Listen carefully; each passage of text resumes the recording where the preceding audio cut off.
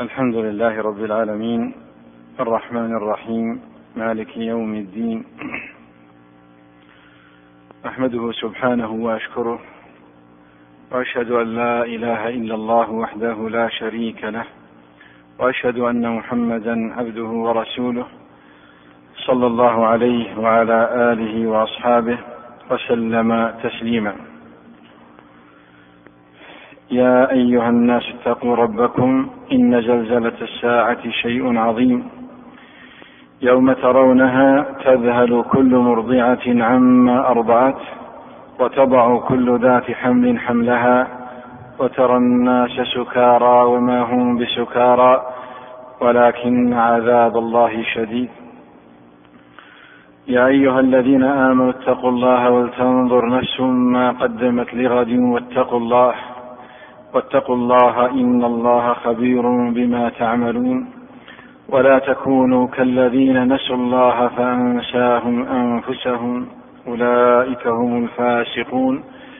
لا يستوي أصحاب النار وأصحاب الجنة، أصحاب الجنة هم الفائزون. يا أيها الذين آمنوا اتقوا الله وكونوا مع الصادقين. أما بعد، أيها الإخوة الكرام، نحمد الله إليكم الذي يسر هذا اللقاء وهذا الاجتماع على الخير إن شاء الله في هذه الليلة المباركة، ليلة الجمعة في العشر المبارك، عشر ذي الحجة من عام 1428 للهجرة النبوية، على صاحبها أفضل الصلاة وأتم التسليم. وفي هذا المسجد المبارك العامر بالعلم والتقوى من عشرات السنين. وسوف نتذاكر بعون الله تعالى آيات من كتاب ربنا تتعلق بفريضة الحج، على الله أن يجعل لنا حظا مما وعد به نبينا صلى الله عليه وعلى آله وسلم بقوله: ومن سلك طريقا يلتمس فيه علما سهل الله له به طريقا إلى الجنة. وما اجتمع قوم في بيت من بيوت الله يتلون كتاب الله ويتدارسونه بينهم إلا نزلت عليهم السكينة وغشيتهم الرحمة وحفتهم الملائكة وذكرهم الله في من عنده. ومن بطأ به عمله لم يسرع به نسب. ونسأل الله تعالى أن يجزي سماحة المفتي والقائمين على تنظيم هذه الدروس بفرع الوزارة بالرياض خير الجزاء، وأن يجمع لنا جميعا بين الأجر والفائدة. وفي الحقيقة موضوع هذه المذاكرة يختلف بعض الشيء عن العنوان الذي وسمت به هذه المذاكرة، وسيكون الكلام بعون الله تعالى عن صفات الحاج نفسه وليس عن صفة الحج، وذلك لاعتبارات هامة. منها أولا أن الحديث عن صفة الحج وبيان مناسكه وآدابه وجد والحمد لله في هذا الزمان ما يتناسب مع أهميته، حيث تنشط في مثل هذه الأيام الجهات الرسمية والخيرية والحملات ووسائل الإعلام في نشر الدروس والمحاضرات واللقاءات وتوزيع الكتيبات والمطويات ودليل الحج وإذاعة فتاوى الحج عبر وسائل الإعلام المرئية والمسموعة. وقد نفع الله بهذه الجهود ولوحظ الوعي الواضح على حجاج الداخل بوجه خاص. ثانيا أن الحديث عن صفات الحاج والهيئة التي يجب أن يفد بها على الله تعالى ترد الإشارة إليها في كلام أهل العلم عند بيان مناسك الحج، وأرى أنها تحتاج إلى مزيد بيان، وأن تخصص لها محاضرات خاصة وكتيبات يزود بها الحجاج. ثالثا أن الصفات التي ينبغي أن يتصف بها الحاج والحال التي يقبل بها على الله تعالى هي الأصل الذي يتوقف عليه صحة حجه وتكفير ذنوبه. رابعا أنه ورد البيان المفصل لهذه الصفات والهيئات في آيات الحج من سورة الحج، وشيئا منها في سورة البقرة. فمن الأهمية بمكان أن يتدبر الحاج وهو يستعد للحج هذه الآيات، ويستفيد بما فيها من الحكم والمواعظ، إذ الخطاب فيها موجه إلى الحجاج في المقام الأول، كما قال تعالى: وأتموا الحج والعمرة لله، وقوله سبحانه: فاجتنبوا الرجس من الأوثان واجتنبوا قول الزور، إلى آخر الآيات. وعلى هذا فموضوع مذاكرتنا هذه الليلة سيكون بعون الله تعالى حول صفات الحج في ضوء الآيات الواردة في سورة الحج، من قوله تعالى: وإذ بوأنا لإبراهيم مكان البيت، إلى قوله سبحانه: كذلك سخرها لكم لتكبروا الله على ما هداكم وبشر المحسنين. وسوف نتطرق لموضوع المذاكرة بإذن الله تعالى من خلال العناصر الآتية: الأول الإشارة إلى بعض ما ورد في فضل الحج. الثاني ذكر مجمل لصفات الحج الواردة في آيات الحج من سورة الحج. الثالث تدبر ما ورد حول أهم الصفات بشيء من التفصيل. ونبدأ بذكر بعض فضائل الحج، وهي ترجع إلى أمور أهمها أن الحج مكفر للذنوب، والثاني أن الحج المبرور جزاؤه ليس له جزاء إلا الجنة، والثالث أنه باب من أبواب الجهاد. ومن النصوص المبينة لذلك قول النبي صلى الله عليه وعلى آله وسلم: العمرة إلى العمرة كفارة لما بينهما، والحج المبرور ليس له جزاء إلا الجنة. وقال صلى الله عليه وعلى آله وسلم: تابعوا بين الحج والعمرة فإنهما ينفيان الفقر والذنوب كما ينفي الكير خبث الحديد والذهب والفضة، وليس للحج المبرور ثواب إلا الجنة. وقال صلى الله عليه وعلى آله وسلم: من حج فلم يرفث ولم يفسق رجع كيوم ولدته أمه. وحديث سؤال أم المؤمنين عائشة رضي الله عنها: هل على النساء من جهاد؟ قال صلى الله عليه وعلى آله وسلم: عليهن جهاد لا قتال فيه، الحج والعمرة. والحج المبرور هو الذي يبره صاحبه، أي يسير فيه سيرة الأبرار في أعمالهم. والأبرار هم الذين جاءوا بالبر، وهو كمال الإيمان والتقوى. قال الله تعالى: ليس البر بأن تأتوا البيوت من ظهورها ولكن البر من اتقى. وقال سبحانه وتعالى مبينا أعمال البر وحقيقة البر: ليس البر أن تولوا وجوهكم قبل المشرق والمغرب ولكن البر من آمن بالله واليوم الآخر والملائكة والكتاب والنبيين وآتى المال على حبه ذوي القربى واليتامى والمساكين وابن السبيل والسائلين وفي الرقاب وأقام الصلاة وآتى الزكاة والموفون بعهدهم إذا عاهدوا والصابرين في البأساء والضراء وحين البأس أولئك الذين صدقوا وأولئك هم المتقون. أولئك الذين صدقوا أي في إيمانهم وبروا إيمانهم وجاءوا بالأعمال التي أصبحوا بها من الأبرار، جاءوا بكمال الإيمان.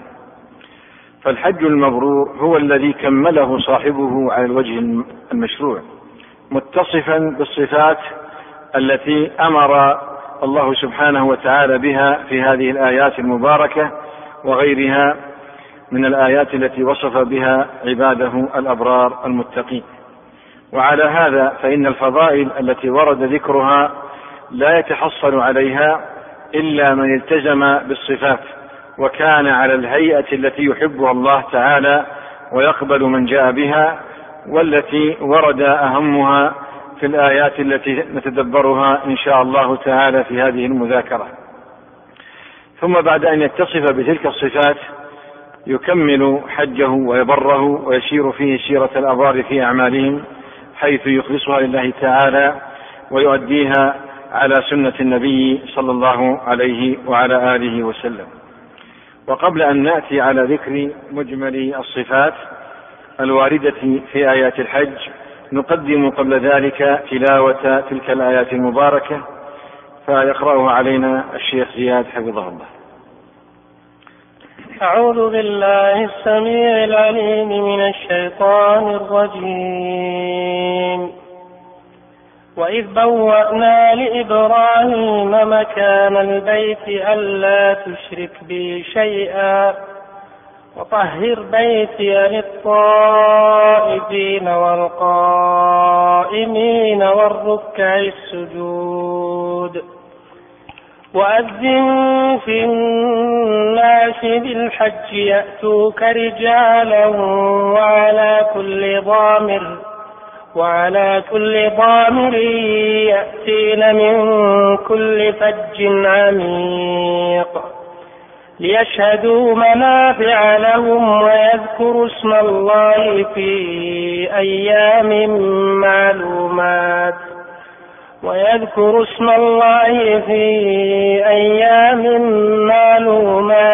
على ما رزقهم من بهيمة الأنعام فكلوا منها وأطعموا البائس الفقير ثم ليقضوا تفثهم وليوفوا نذورهم وليطوفوا بالبيت العتيق. ذلك ومن يعظم حرمات الله فهو خير له عند ربه.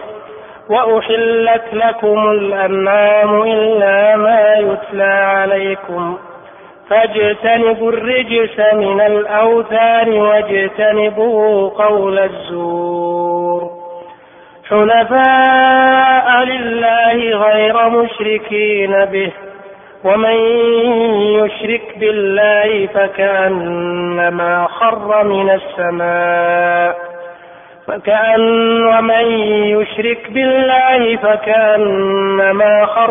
السماء فتخطفه الطير أو تهوي به الريح في مكان سحيق.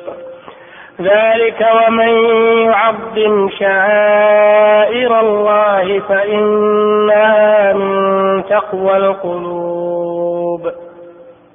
لكم فيها منافع إلى أجل مسمى ثم محلها إلى البيت العتيق. ولكل أمة جعلنا منسكا ليذكروا اسم الله على ما رزقهم من بهيمة الأنعام فإلهكم إله واحد فله أسلموا وبشر المخبتين الذين إذا ذكر الله وجلت قلوبهم والصابرين على ما أصابهم والمقيم الصلاة ومما رزقناهم ينفقون. والبدن جعلناها لكم من شعائر الله لكم فيها خير فاذكروا اسم الله عليها صواف فإذا وجبت جنوبها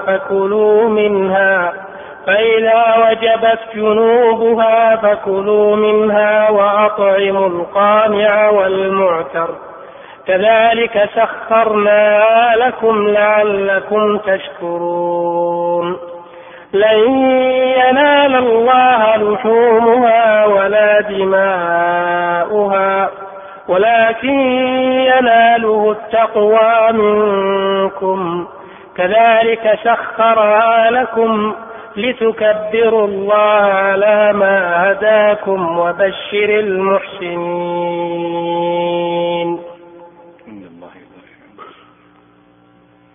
بارك الله فيك. هذه الآيات المباركات اشتملت على عرض مفصل لما ينبغي أن يفد عليه الحاج من الصفات والهيئات والأعمال القلبية. ومجمل هذه الصفات نشير إليها أولا إشارة مجملة، ثم نعود بعد ذلك إن شاء الله في تفصيل أهم تلك الصفات. أولا أن يكون متقيا، أي أن الدافع له للحج هو تقوى الله عز وجل، ويستصحب هذه الحال في كل أعمال الحج. وقد ورد التأكيد على هذا الأمر في مواضع عدة من آيات الحج في سورة البقرة وسورة الحج، سنعود إليها إن شاء الله تعالى. ثانيا الصفة الثانية أن يكون طاهر القلب بالكفر بالطاغوت والتخلي عن كل ما يمت إليه من صلة أو بصلة. وقد تضمن سياق آيات الحج من سورة الحج بيانا واضحا واسعا لهذا الأمر لأهميته، من قوله تعالى: وإذ بوأنا لإبراهيم مكان البيت ألا تشرك بي شيئا، إلى قوله سبحانه: ومن يشرك بالله فكأنما خر من السماء فتخطفه الطير أو تهوي به الريح في مكان سحيق. والصفة الثالثة أن يكون موحدا مخبتا مستسلما لأمر الله تعالى منقادا له بالطاعة مخلصا له العبادة. دل على ذلك في سورة الحج في آيات الحج قول الله تعالى: فإلهكم إله واحد فله أسلموا وبشر المخبتين الذين إذا ذكر الله وجلت قلوبهم والصابرين على ما أصابهم والمقيم الصلاة ومما رزقناهم ينفقون.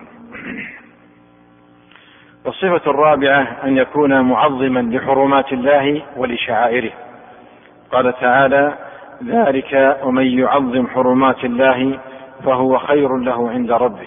وقال: ذلك ومن يعظم شعائر الله فإنها من تقوى القلوب.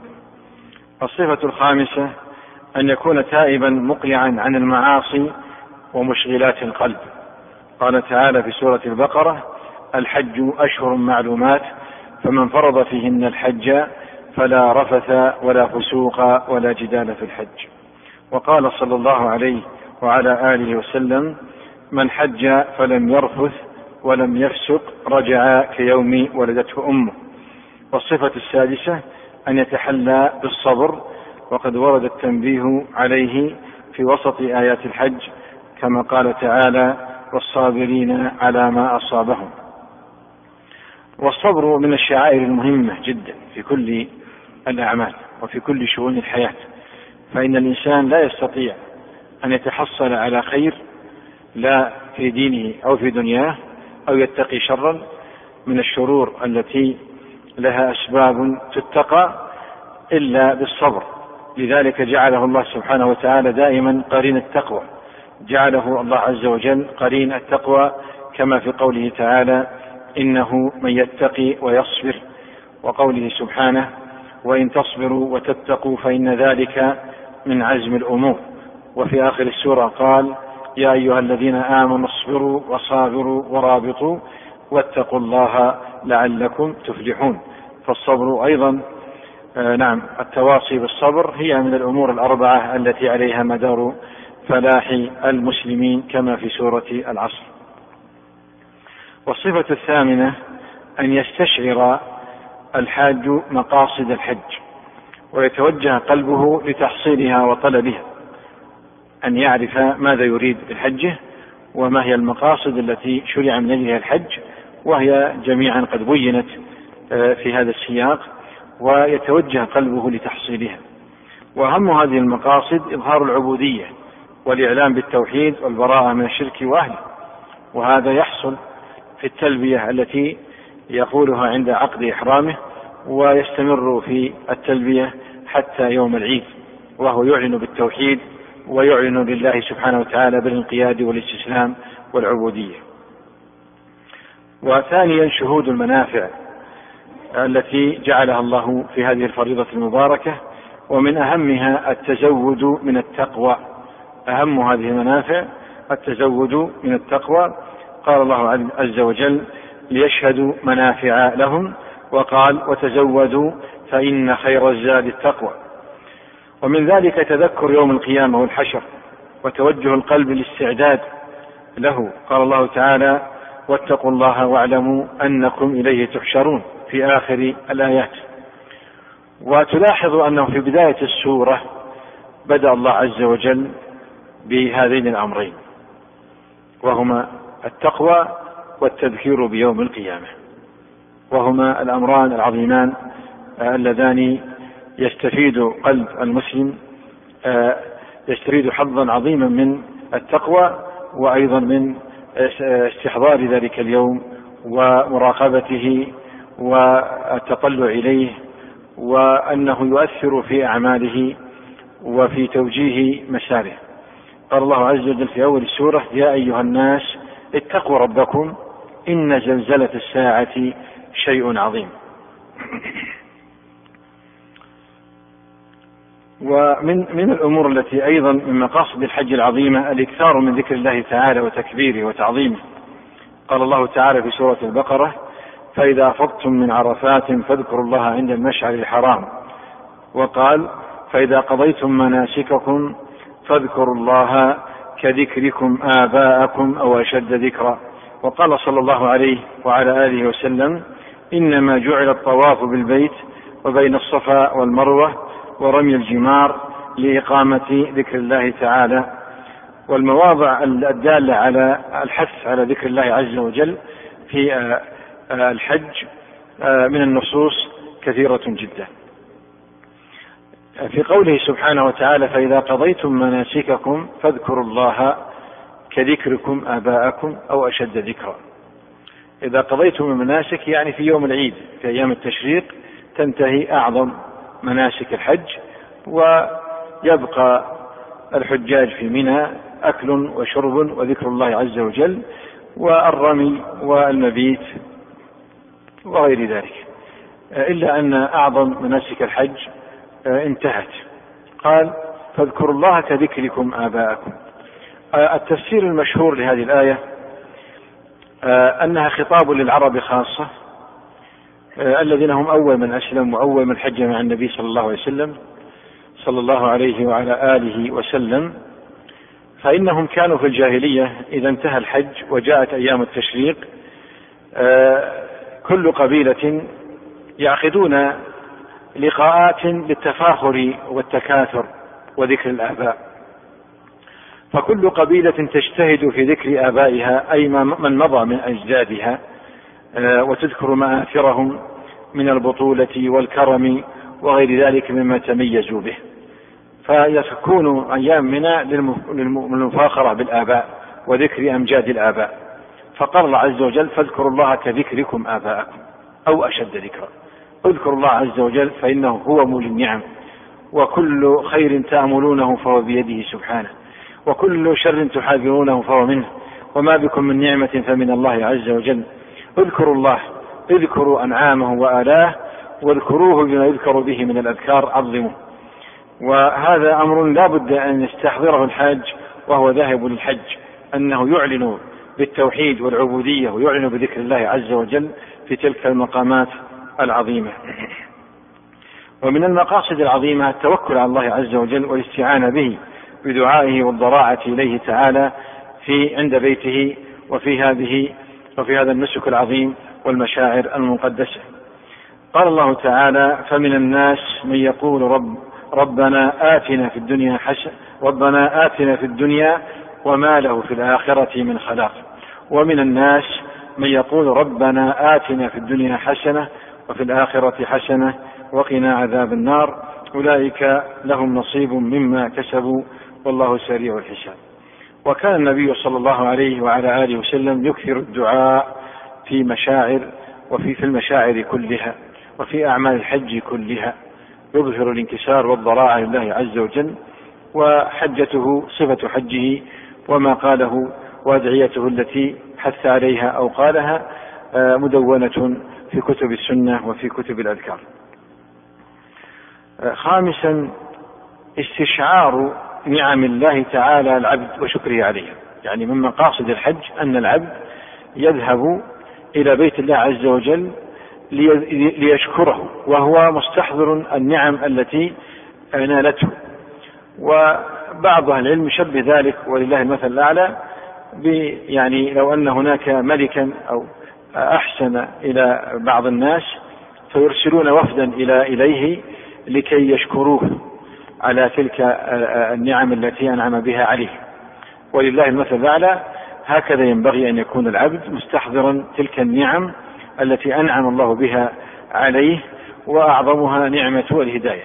والسياق الذي سمعناه في سورة الحج نص على نعمتين عظيمتين وذكر بهما واحدهما، وأيضا ذكر بهما في سورة البقرة.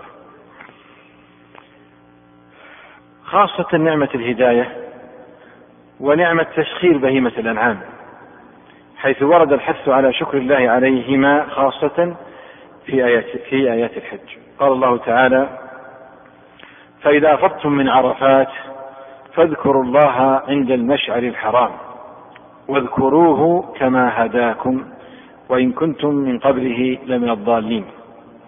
وقال سبحانه: كذلك سخرها لكم لتكبروا الله على ما هداكم وبشر المحسنين. وقال سبحانه: ليشهدوا منافع لهم ويذكروا اسم الله في أيام معلومات على ما رزقهم من بهيمة الأنعام. وذكر بهذه النعمة في مواضع أيضا من آيات الحج، أي بنعمة بهيمة الأنعام. إذا جاء الحاج بهذه الصفات التي ذكرناها مجملة فيما تقدم واستشعر هذه الأمور كان من المحسنين في حجهم، وهذا هو أساس الإحسان في كل شيء. هذه الصفات هي أساس الإحسان في كل الطاعات. وتنالهم البشرى، كان من المحسنين الذين تنالهم البشرى الذي بشر الله بها في هذه الآيات التي سمعناها في آيات الحج.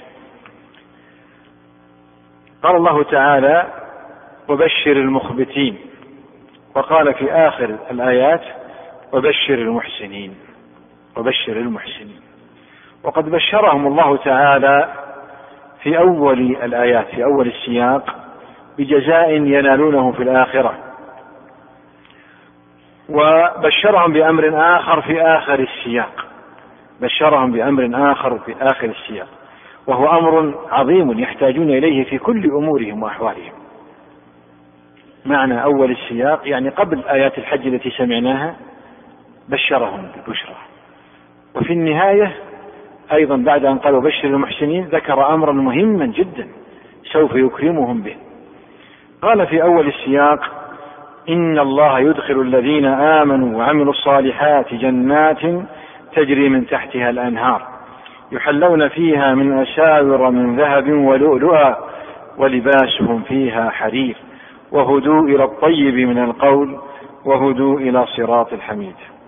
وفي آخر السياق بشرهم ووعدهم بالدفاع عنهم، وما أحوج المسلمين في كل زمان وفي كل حال إلى أن يدافع الله سبحانه وتعالى عنهم. قال سبحانه: كذلك سخرها لكم لتكبروا الله على ما هداكم وبشر المحسنين إن الله يدافع عن الذين آمنوا إن الله لا يحب كل خوان كفور. والمتأمل في الآيات الواردة في شأن الحج في سورة الحج يجد أنها تركز على أمرين هامين يرجع إليهما كل ما ورد في تلك الآيات، بل يرجع إليهما كل الدين وكل ما ورد في القرآن الكريم يرجع إلى هذين الأمرين، والمسلم مطالب بأحدهما محتاج إلى الآخر. المسلم الواعي الذي فهم حقيقة الحياة وحقيقة العبودية وعرف الله عز وجل يحتاج إلى الثاني، وهو مأمور بالأول، والأول شرط لتحصيل الثاني. الأمر الأول الأمر بتقوى الله عز وجل، وبيان شروطها وحقيقتها وصفات أهلها ولوازمها القلبية والفعلية. والثاني ولاية الله للعبد الذي وفد للحج، وهي جزاء وثواب التقوى. وكلما كان تحقيقه للإيمان أكمل كان حظه من ولاية الله أوفر. كلما كان تحقيقه للإيمان والتقوى أكمل كلما كان حظه من ولاية الله أوفر. وقد جمع الله بين هاتين الحقيقتين، وهي أن ولاية الله لا تنال إلا بالتقوى، وهي أن ولاية الله لا تنال إلا بالتقوى في قوله سبحانه في كثير من الآيات، منها قول الله عز وجل أو من أشملها ألا إن أولياء الله لا خوف عليهم ولا هم يحزنون الذين آمنوا وكانوا يتقون. كأن قائلا قال من هم هؤلاء؟ من هم الذين لا خوف عليهم ولا هم يحزنون؟ أريد أن أكون منهم. من هم هؤلاء؟ قال الذين آمنوا وكانوا يتقون. وقال تعالى في شأن يوسف عليه السلام عندما بين ماذا أكرمه الله به وماذا فعل هو، فبين أنه جاء بالتقوى والإحسان وأن الله تولاه، وأن هذا أمر سيحصل لكل من جاء بهذين الأمرين في أي زمان وجد وفي أي مكان وجد. قال سبحانه وكذلك مكنا ليوسف في الأرض يتبوأ منها حيث يشاء نصيب برحمتنا من نشاء ولا نضيع أجر المحسنين. هذا قوله ولا نضيع أجر المحسنين عام، يعني أنها قاعدة عامة. ولأجر الآخرة خير للذين آمنوا وكانوا يتقون. وقال سبحانه أيضا في سورة يوسف إنه من يتقي ويصبر فإن الله لا يضيع أجر المحسنين. وعلى هذا فصفات الحاج التي يجب أن يتصف بها وحاله التي ينبغي أن يكون عليها عند قدومه للحج كي يكون مقبولا مرضيا عند الله تعالى ترتكز وتدور على تقوى الله سبحانه. المطلوب من الحاج أن يحقق التقوى بمعالمها التي بينت في هذه السورة وغيرها، لكن هذه السورة جمعت هذه الحقائق. وتقدم عند ذكر صفات الحاج الواردة في سياق آيات الحج من سورة الحج أن التقوى هي أول الصفات، أن يكون متقيا. لم نقل أن يكون من المتقين، إنما قلنا أن يكون متقيا، لأن التقوى والإيمان والإسلام لها أصل لا يصح الإسلام إلا به، أصل يصاحب الإسلام، ولها كمال. لذلك قال وتزودوا، بمعنى أنه معهم تقوى ويحتاجون إلى زيادة التقوى. بل إن كل الصفات الواردة بعدها هي من أمورها وشروطها وأعمالها ولوازمها. وقد ورد الحث على التقوى والتأكيد عليها في آيات الحج من سورة البقرة وسورة الحج. فقد بدأ السياق، بدأت الآيات، أول آية بدأت في الحديث عن الحج بالأمر بها في سورة البقرة، وختم أيضا بالأمر بها، وجاء الأمر بها في وسط الآيات. هذا من إحكام القرآن. هذه الآيات التي تتكرر تجد أن آخر الآيات يختلف ولكنه يعطي إشارة مهمة. فقال سبحانه في بداية الكلام عن الحج في سورة البقرة واتقوا الله واعلموا أن الله مع المتقين. واتقوا الله واعلموا أن الله مع المتقين. قال بعدها وأنفقوا في سبيل الله ولا تلقوا بأيديكم إلى التهلكة وأحسنوا إن الله يحب المحسنين وأتموا الحج والعمرة لله. تقوى وإحسان، تركيز على هذا، إنه من يتقي ويصبر فإن الله لا يضيع أجر المحسنين وكذلك نجزي المحسنين. ويذكر التقوى، الإحسان أساسه التقوى، والتقوى لها معالم وأسس مهمة سوف نتدارسها إن شاء الله.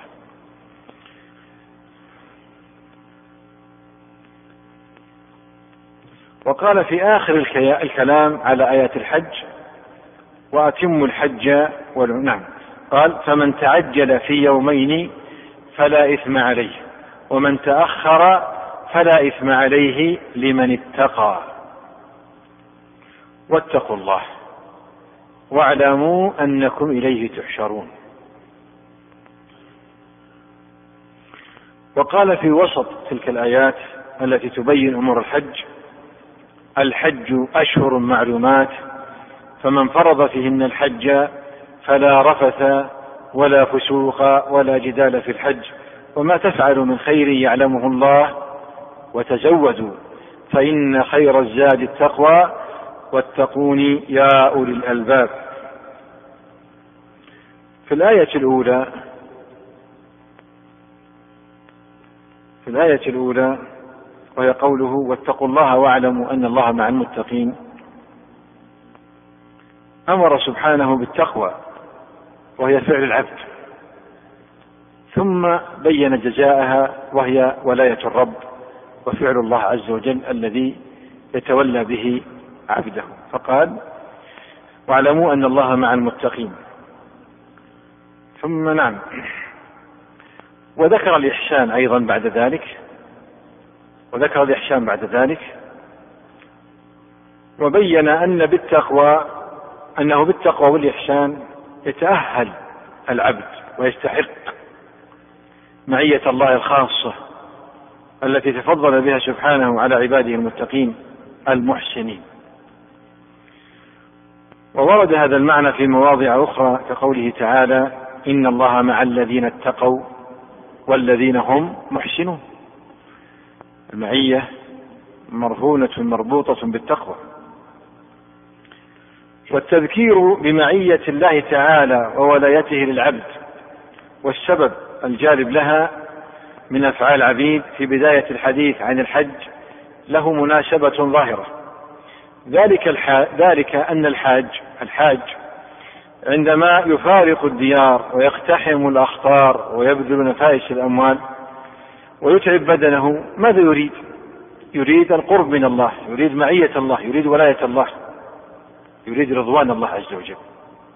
الحاج جاء لمقصد عظيم، من أجله بذل، ومن أجله تعب، ومن أجله فارق المألوفات وفارق الأهل. ماذا يريد؟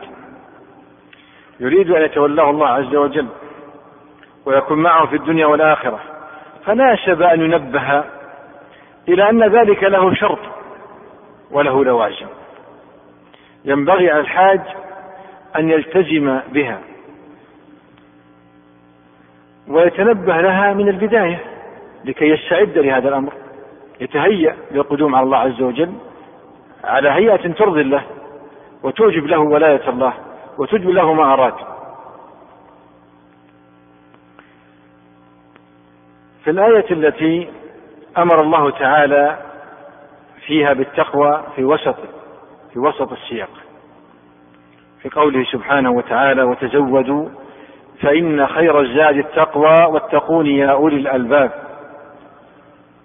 هذه الآية تنبه الحاج وكل مسلم إلى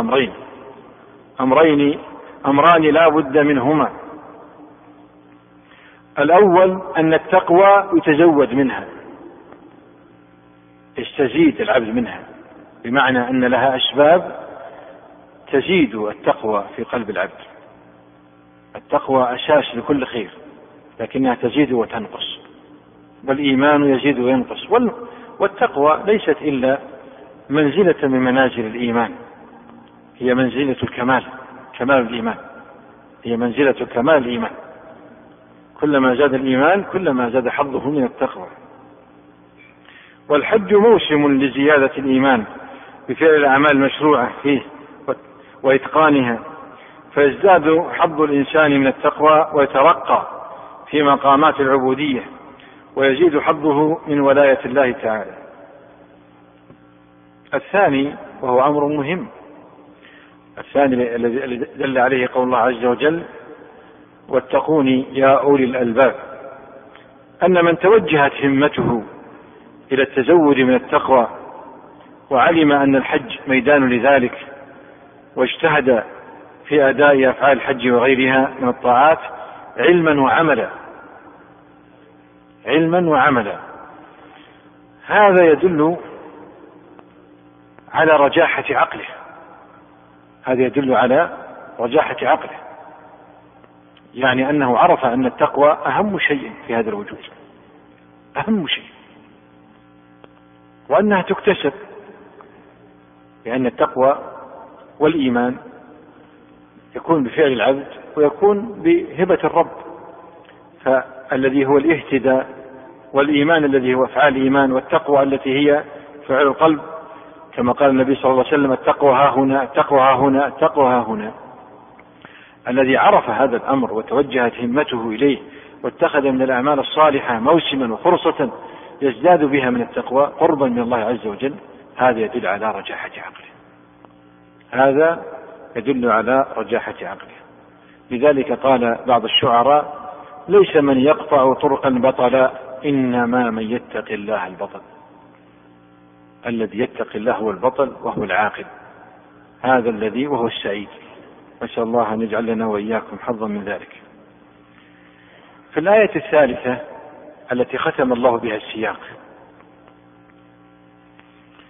في قوله: فمن تعجل في يومين فلا إثم عليه ومن تأخر فلا إثم عليه لمن اتقى.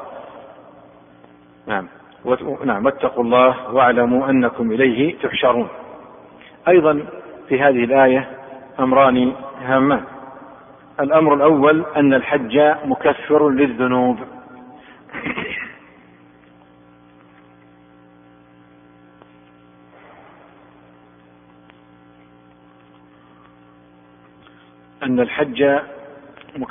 للذنوب، وهذا معنى قوله تعالى: فلا إثم عليه، أي أن من تعجل في يومين فلا إثم عليه، يعني غفر الله ذنوبه، إذا هو بالشرط الذي سيأتي. ومن تأخر أيضا فلا إثم عليه، يعني غفر الله ذنوبه. ما الحكمة؟ الحكمة هذان الأمران. الأمر الأول أن يعلم أن التأخر في الحج ليس له علاقة في تكفير الذنوب. في قوله: رجع كيوم ولدته أمه، هذا ليس له علاقة في التأخر، هذا سيناله المتعجل والمتأخر، لكن بشرط لمن اتقى. فمغفرة الذنوب شرط، التقوى شرط لمغفرة الذنوب.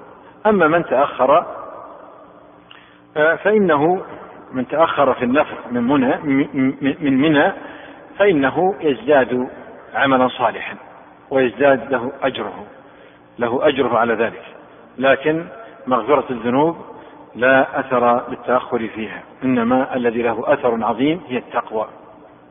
إذا اتقى غفرت ذنوبه، وإذا لم يتقي ولم يهتم بهذا الأمر فإنه أو لم يأتي به على وجهه فإنه قد لا تغفر ذنوبه، بل قد يرجع نعوذ بالله بآثام.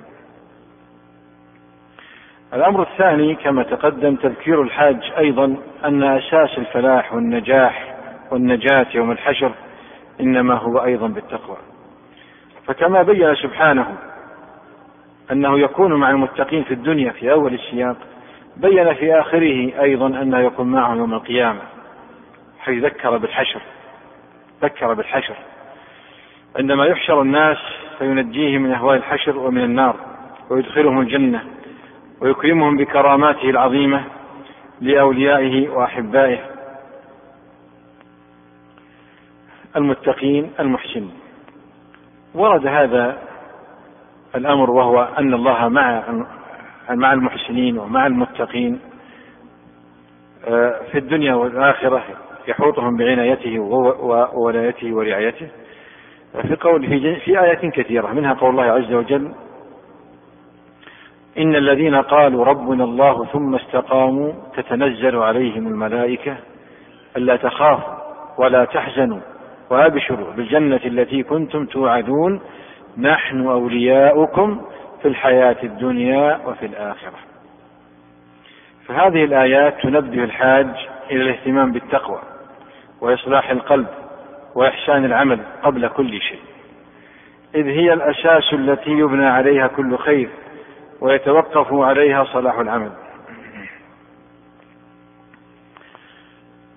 في الآيات بين أيضا ربنا سبحانه وتعالى الأصل الأهم الذي تبنى عليه التقوى. التقوى أيضا لها أسس، التقوى لها أصول عظيمة. ليست التقوى بكثرة الصيام، ولا كما قال عمر بن الخطاب رضي الله عنه، قال ليست التقوى بصيام الليل، بصيام النهار وقيام الليل مع التخليط بين ذلك. التقوى لها أصول تبدأ من القلب، له أصول تبدأ من القلب. فبعد أن بين الله عز وجل أهمية التقوى وأنها أساس صلاح القلب وصلاح الأعمال، وأنها السبب الواصل من العبد لله تعالى الذي يرضي الله عنه ويقبل عمله،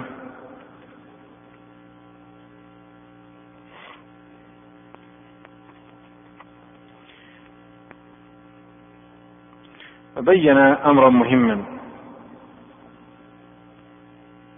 أيضا، بين أمرا مهما في أن التقوى تكون في القلب، وهي التي ينالها الله عز وجل، أي تصل إلى الله، وهي التي يريدها الله ويحبها الله من العبد. بمعنى أن الله عز وجل لا يستفيد من تعب الحاج، ولا يستفيد مما يصرفه من المال، ولا يستفيد مما يذبحه من الأنعام، إنما هناك شيء واحد هو الذي يريده الله عز وجل منه، وهو التقوى.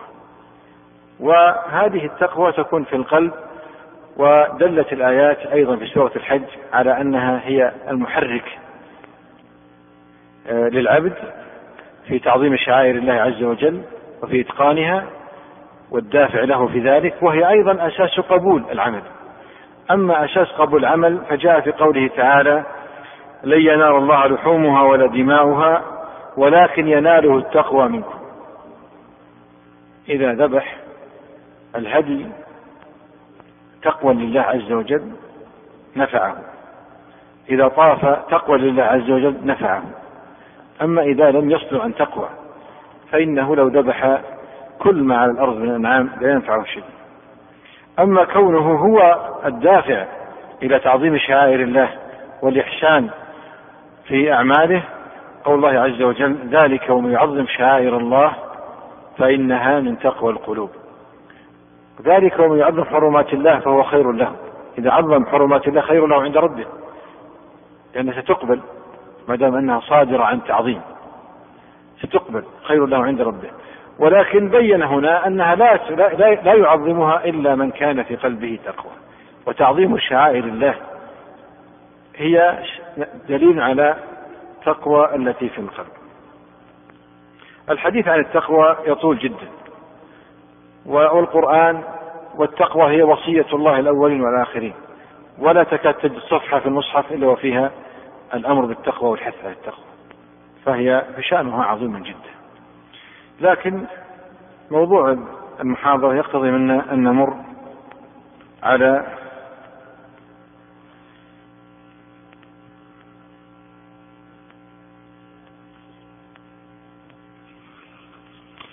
بقية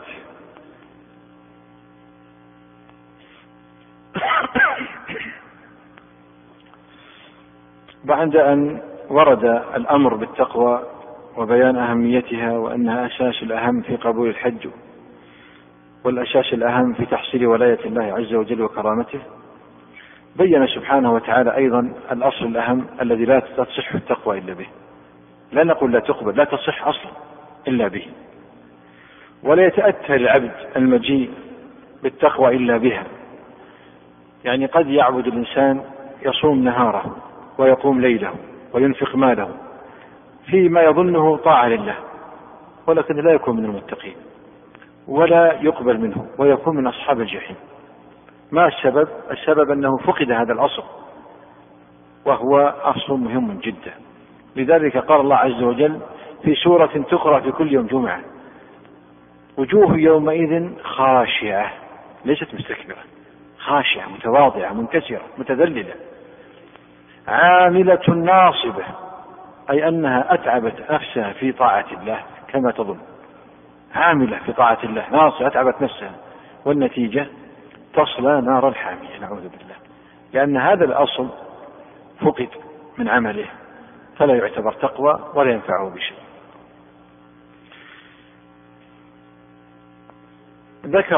فذكر في بداية سياق آيات الحج من سورة الحج أهمية التطهر من الشرك بالكفر بالطاغوت والبراءة من الشرك وأهله، وبين شناعة الشرك وأنه ينتج عنه عكس ما يريده الحج.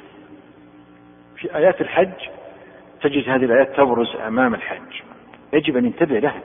انتبه يا أيها الحاج، أنت ماذا تريد؟ هناك أمر خطير جدا يؤدي إلى يعارض هذه المقاصد التي تريدها، انتبه لا تأتي به. فالحاج يريد مغفرة الذنوب، والشرك يحبط الأعمال الصالحة، عكس. يعني جاء لمغفرة الذنوب، والحال أنه لو كان عنده أعمال صالحة وجاء بشرك فإنه تحبط هذه الأعمال الصالحة. والحاج يريد القرب من الله وتحصيل ولايته، يريد أن يكون من أحبابه من أهل رضوانه، والشرك يبعده عن الله عز وجل، يبعده عن الله ويسقطه من ولاية الله سبحانه وتعالى، ويوجب له النار أعاذنا الله منها. قال تعالى مبينا هذه الحقيقة بتفصيل عظيم بديع عجيب ينبغي أن يتفطن له: وإذ بوأنا لإبراهيم مكان البيت ألا تشرك بي شيئا وطهر بيتي للطائفين والقائمين والركع السجود وأذن في الناس بالحج يأتوك رجالا. ثم قال: ذلك ومن يعظم حرمات الله.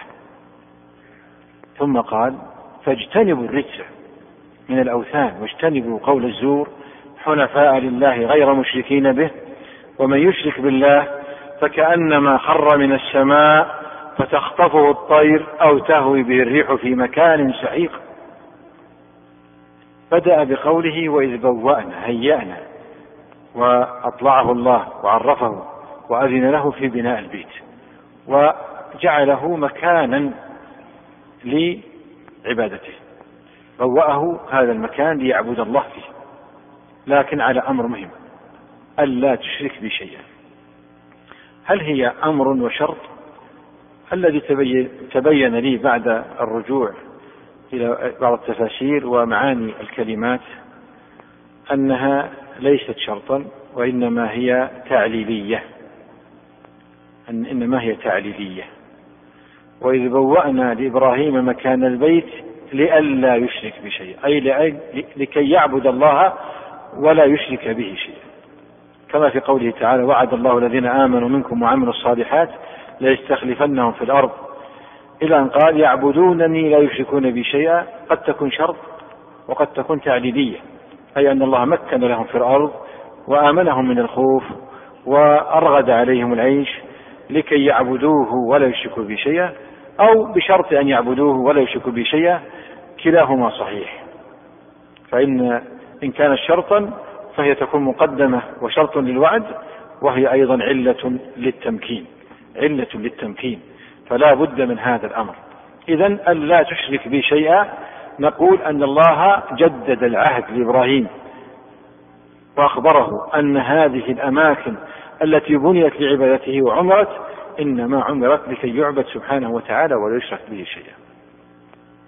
ثم قال: وطهر البيت، بعد أن أمر بتطهير النفس، يعني أن كل من يقوم، كل من يريد، يعني فائدة الآية الأولى أن كل من يريد أن يعمر البيت بتشييده وبنائه أو بعبادة الله عنده يجب أن يكون موحدا، ولا يحصل في هذه الأماكن شيء من الشرك. لذلك قال: وطهر بيتي، أي طهره من الشرك ومن كل الأنجاس والأرجاس.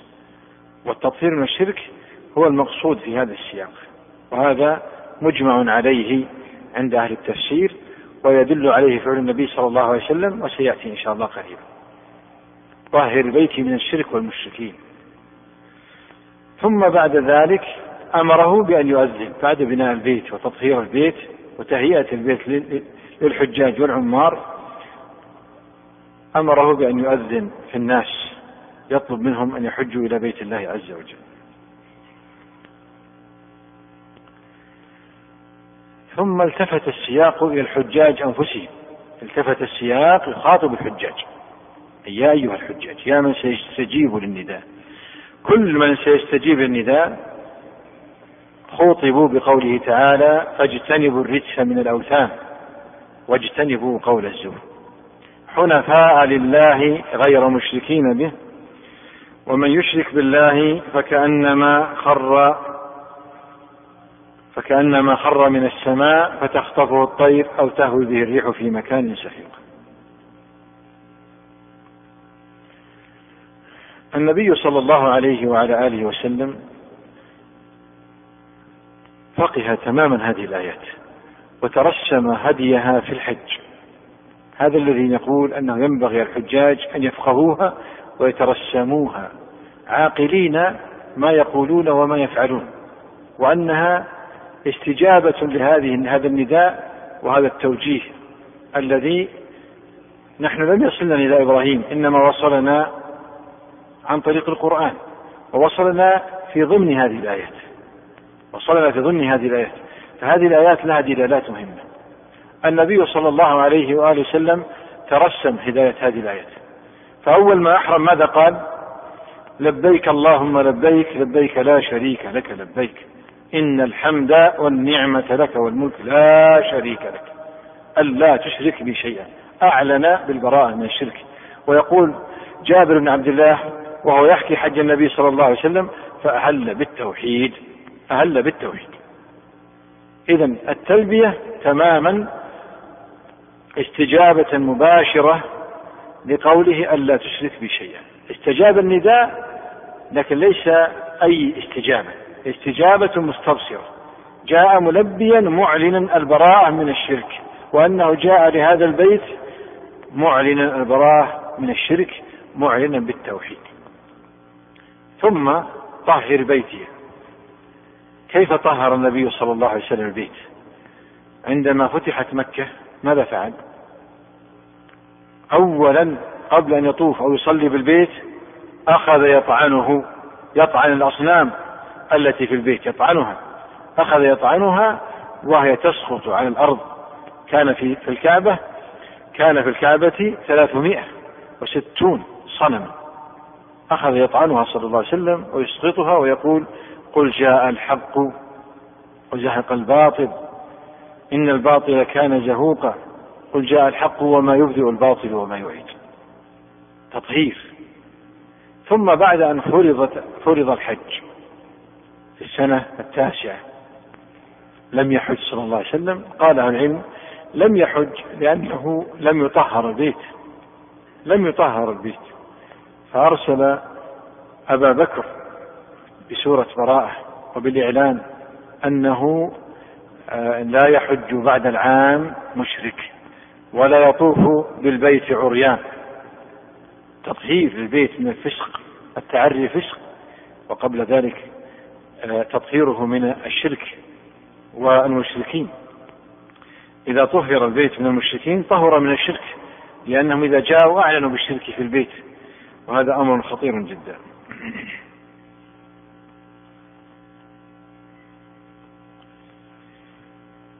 بعد ذلك التفت السياق مخاطبا الحجاج: فاجتنبوا الرجس من الأوثان واجتنبوا قول الزور،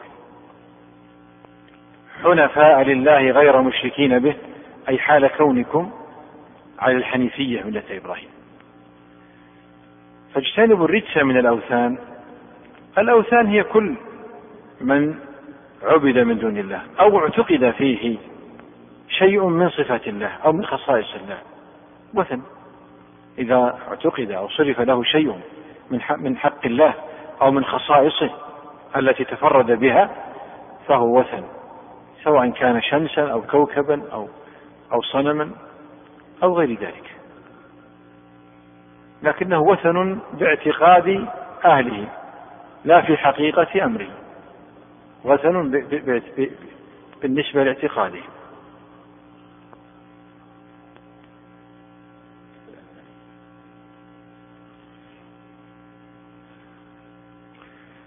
فقال سبحانه وتعالى: حنفاء لله غير مشركين به. الحنيف كما قال الله عز وجل: ثم أوحينا إليك أن اتبع ملة إبراهيم حنيفا. ما هو الحنيف؟ قال: وما كان من المشركين. البراءة من المشركين والتجافي عن المشركين وترك طريق المشركين وإخلاص العمل لله رب العالمين واعتقاد تفرده بالألوهية والربوبية وغير ذلك مما اختص به من أسمائه وصفاته وأفعاله. هذا هو الحنيف الذي عرف الله عز وجل وتوجه إليه وتوكل عليه وانقاد له بالطاعة وخلص من الشرك وأهله. هذا شرط مهم وصفة مهمة يجب أن تصف بها الحجاج، أن يكون حنيفا وما يكون من المشركين، وأن يجتنب قول الزور.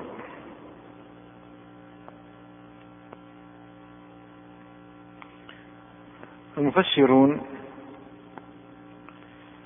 كثرت تفسيرهم للمراد بقول الزور، ومنهم من قال شهادة الزور، ومنهم من قال الكذب على الله، ومنهم من قال الكذب مطلقا.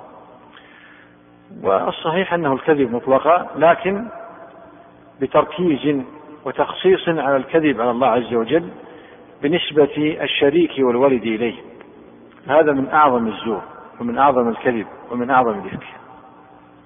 فمناسبة الآية كونها جاءت في وسط الآيات التي تتكلم عن الشرك فهو أمر باجتناب الأقوال الشركية أو اعتقادها، لأن من اعتقد في قلبه شركا أو أن لله ندا فهذا قال قول الزور بقلبه، ويشمل كل الكذب على الله والكذب على الرسول في غير ذلك، والكذب أيضا على الناس وشهادة الزور وكل كلام باطل.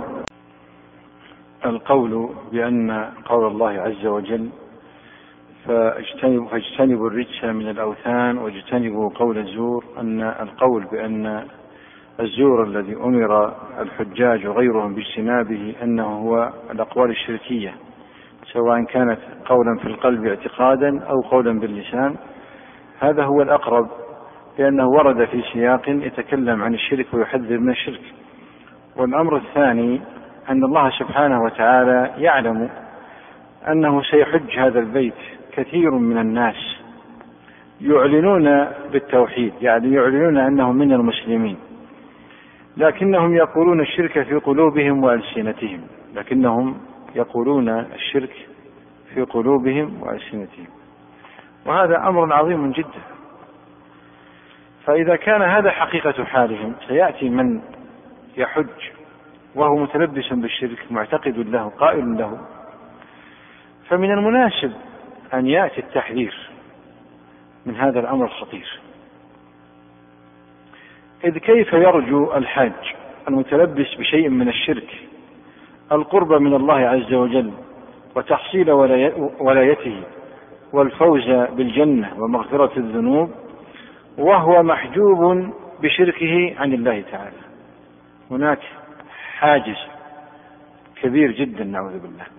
هناك أمر بلغ لكل نبي وطلب من كل نبي أن يبلغه لكل فرد من أمته، ويجب أن يبلغ كل فرد من الأمة بهذا الأمر. ولقد أوحي إليك وإلى الذين من قبلك لئن أشركت ليحبطن عملك ولتكونن من الخاسرين. هذا أمر حاسم، الشرك محبط للأعمال لا إشكال في ذلك.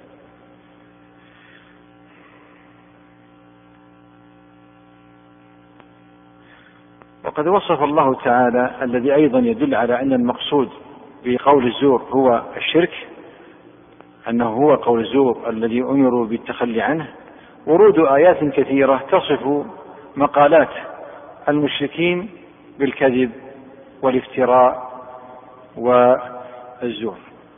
قال الله تعالى: وينذر الذين قالوا اتخذ الله ولدا ما لهم به من علم ولا لآبائهم كبرت كلمة تخرج من أفواههم إن يقولون إلا كذبا. وقال تعالى: ويوم نحشرهم جميعا ثم نقول للذين أشركوا أين شركاؤكم الذين كنتم تزعمون ثم لم تكن فتنتهم إلا أن قالوا والله ربنا ما كنا مشركين انظر كيف كذبوا على أنفسهم وضل عنهم ما كانوا يفترون. وقال أيضا في قصة أصحاب الكهف أنهم قالوا هؤلاء قوم اتخذوا من دونه آلهة لولا يأتون عليهم بسلطان بين فمن أظلم ممن افترى على الله كذبا. وقال سبحانه إن الذين اتخذوا العجل سينالهم غضب من ربهم وذلة في الحياة الدنيا. هذا خاص بهم أو عام لكل من جاء بمثل فعلهم. قال وكذلك نجزي المفترين. وكذلك نجزي المفترين أي الذين يفترون على الله الكذب وينسبون له الشركاء. قول الزور اليوم في من ينتسبون إلى أمة محمد صلى الله عليه وسلم الذي هو القول الشركي كثير.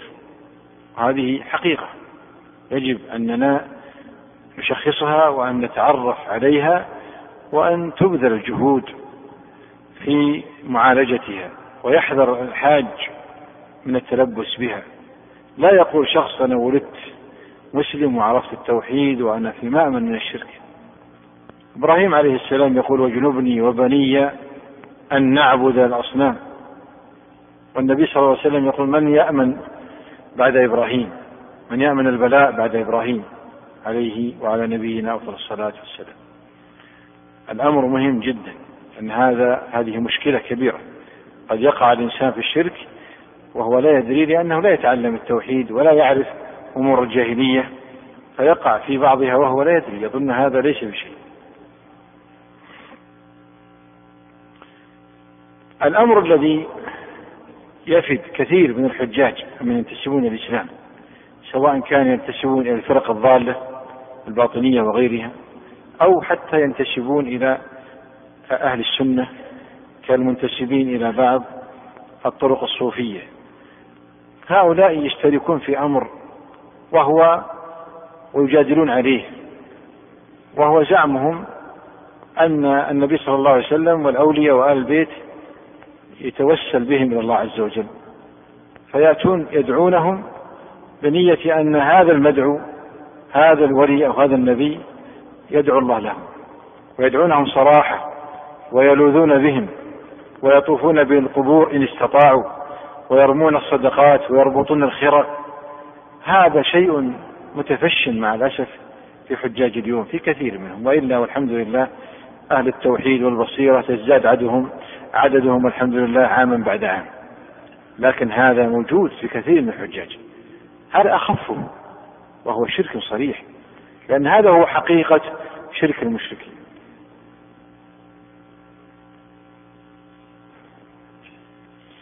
نعم، الشيخ نبه هنا أن قول من يأمن البلاء بعد إبراهيم أنه قول لإبراهيم ابن الأدهم رضي الله عنه وليس من قول النبي صلى الله عليه وآله وسلم.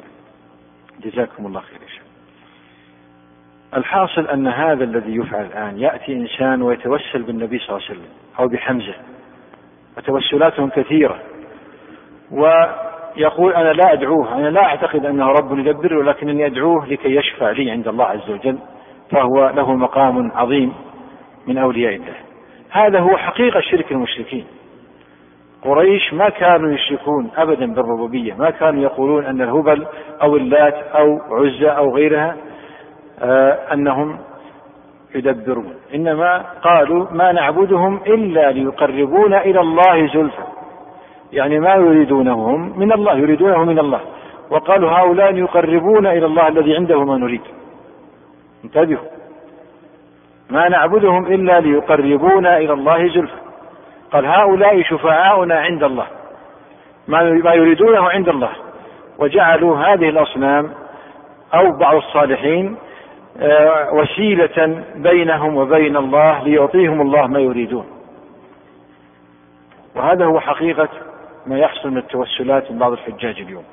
بعض الحجاج اليوم يأتون ويعتقدون أن الله هو محمد كطائفة تسمى البريلوية في الهند، ويعتقدون فيه ما يعتقدون في الرسول، في ما يعتقده النصارى في عيسى بن مريم، هذا أيضا موجود، ويقولون ومناسكهم فيها هذا البلاء. ومن الناس من يزعم أنهم يتصرفون من تلقاء أنفسهم، وأن الله أعطاهم سره وأذن لهم بالتصرف في الكون. فيأتي من يقول أن البدوي مثلا هو الذي يقول للشيء كن فيكون، أو الست فلان هي رئيسة الديوان، أو أن عبد القادر الجيلاني هو الذي أعطاه الله سره وهو الذي لو أراد فجر البحار، وهكذا. ويأتون بهذه الضلالات في كتب مناسك للحج، مناسك أعدت للحج، وقيل فيها من قرأ هذه القصيدة الشركية أو هذا الدعاء أفضل من قراءة القرآن. فيأتون في عرفات وفي المطاف وفي مزدلفة وفي مشاعر الحج يقرؤون هذه ويقولون هذه الأقوال الزور. هذه قضية مهمة وخطية خطيرة. لذلك الله عز وجل يعلم ما سيكون، فأصدر هذا الإنذار في آيات الحج: يا أيها الحجاج اجتنبوا الرجس من الأوثان واجتنبوا قول الزور. نحن الحمد لله، يعني أنا بحمد الله يسر الله لي العمل في التوعية في المدينة قرب مزار الشهداء، شهداء أحد، وفي بعض وأيضا في مكة. فنجد في المناسك وعندنا نماذج منها أقوال كثيرة وأدعية كثيرة شركية، وبعضها يقال أن من قرأ هذا الدعاء أو هذه القصيدة أفضل من قراءة القرآن كذا مرة، والصلوات للنبي صلى الله عليه وسلم غلو فيه وإعطاء له. هذه كلها أقوال زور. وسمعت بأذني من يطوف بالبيت ويقول يا رسول الله يا رسول الله. تطوف ببيت الله وتدعو غير الله من أشنع، هذا من أقبح الأمور. أنت لو جاء شخص في بيتك وشكر جارك ولا شكر أخوك تغضب، كيف في بيتي يدعو غيري؟ هذا من أقبح الشرك، لكن هذا يدل على غفلة القلوب. الحاصل أن هذا أمر مهم جدا ينبغي التنبيه إليه، وينبغي أن تتضافر الجهود في توزيع ما يبين حقيقة التوحيد. وهذه الآيات ينبغي أيضا أن ينشر تفسيرها ليعرف الحجاج أن هذا، يعني هم إذا جاءوا لبلادهم قيل لهم هناك أناس يتكلمون عن التوحيد والشرك احذروه، هؤلاء كذا وكذا وكذا. لكن إذا فسرت الآيات وعرفوا أن الله سبحانه هو الذي يقول هكذا: فاجتنبوا الرجس من الأوثان واجتنبوا قول الزور، والقرآن هو الذي يبين حقيقة الشرك وحقيقة التوحيد، تبرز لهم من خلال الآيات والأحاديث وأقوال السلف وأقوال المذاهب التي يعظمونها. الحقيقة لا نريد أننا نطيل في هذا الأمر، لكن نريد أننا أيضا نختم بأمر مهم جدا، وهو أن الله عز وجل عندما أمر بالتقوى بين أن التوحيد والبراءة من الشرك والكفر والطاغوت أساس مقدم في صحتها، وبين ونهى عن قول الزور والشرك. ضرب مثلا عظيما يناسب حال الحجاج يبين خطورة الشرك، فقال سبحانه وتعالى: ومن يشرك بالله فكأنما خر من السماء فتخطفه الطير أو تهوي به الريح في مكان سحيق. هذا المثل يناسب حال الحج، لأن هذا المثل ضرب لبيان السقوط من ولاية الله بالشرك، أن المشرك يسقط من ولاية الله، والحاج جاء يريد الدخول في ولاية الله ويريد رضوان الله ويريد الجنة، فضرب له مثل.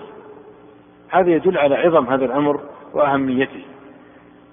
تخيل شخصا في السماء، يعني في مكان عالي، السماء هي المكان العالي، العلو، مطلق العلو، في مكان أحسن الطيور طيرانا وأقدرهم على الطيران في العلو لا يستطيع أن يصل به لأنه في مكان عالي. ثم هذا يقابله الموحد فهو في ولاية الله، في معية الله، يحفظه الله. إن الله يدافع عن الذين آمنوا، الله ولي الذين آمنوا يخرجهم من الظلمات إلى النور، يدافع عنه، والله ولي المؤمنين. فهذا الذي في السماء في العلو تسبب حتى سقط من هذا المكان وخر نازلا إلى الأرض، فأصبح الآن في متناول الطيور الجارحة الكواسر، فأخذت تتخطفه وتمزقه نعوذ بالله. ثم في نهاية أمره إن سلم منها سقط في واد فتمزق وانتثر وهلك.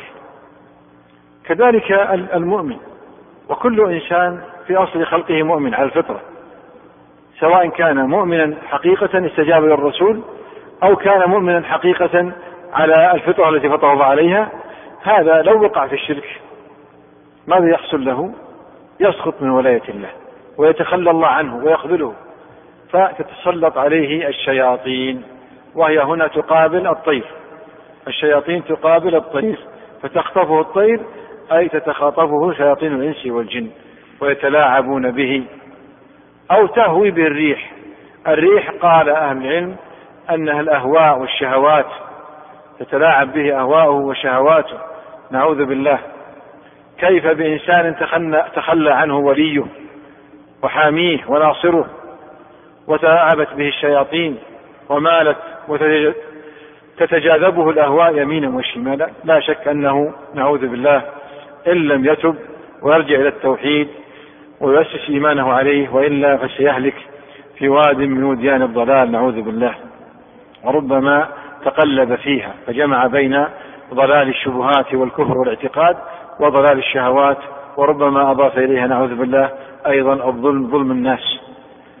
فإذا هذا المثل جاء في وسط سياق آيات الحج، في الوسط، لينبه الحجاج إلى أمر مهم جدا خطير ينبغي على الأمة أن تعتني به، وأن يقف المصلحون وقفة متأنية وقوية مع هذه المعاني. وإلا فإن الأمة إذا انتشر فيها هذا الأمر وكثرت فيها العقائد الباطلة وأخذت العقائد الصوفية القائمة على صرف الربوبية لغير الله وصرف الألوهية لغير الله، وكذلك العقائد الباطنية تفتك في قلوب الناس، فإن الأمة ستكون في صورة هذا المثل يتخلى الله عنها، كما أيضا مر معنا في قوله عز وجل: إن الذين اتخذوا العجل سينالهم غضب من ربهم وذلة في الحياة الدنيا. في الحياة الدنيا غضب وذلة. هل هذا خاص بهم؟ قال: وكذلك نجزي المفترين. كل من وقع في الشرك فإنه سيحصل له هذا الأمر.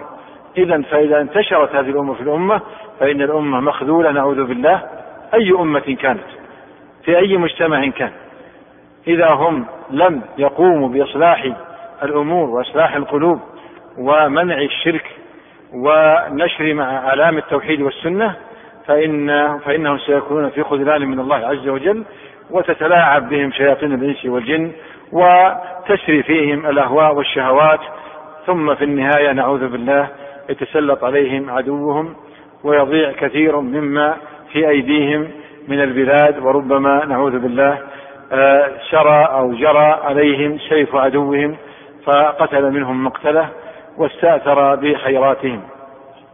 الحديث عن هذا الأمر ذو شجون الحقيقة، ونقول أن الصفات الأخرى التي وردت في السياق كثيرة، منها تعظيم شعائر الله، أن يكون الحاج معظما لشعائر الله، ومنها أن يكون مخبتا منكسرا لله عز وجل منقادا له بالطاعة، ومنها أن يكون وجلا قلبه وجل يخضع لذكر الله عز وجل والقرآن، ومنها أن يكون من أهل الصلاة مقيما للصلاة، وأن يكون من الصابرين، وأن يكون أيضا من الذين يؤدون الزكاة وينفقون من أموالهم.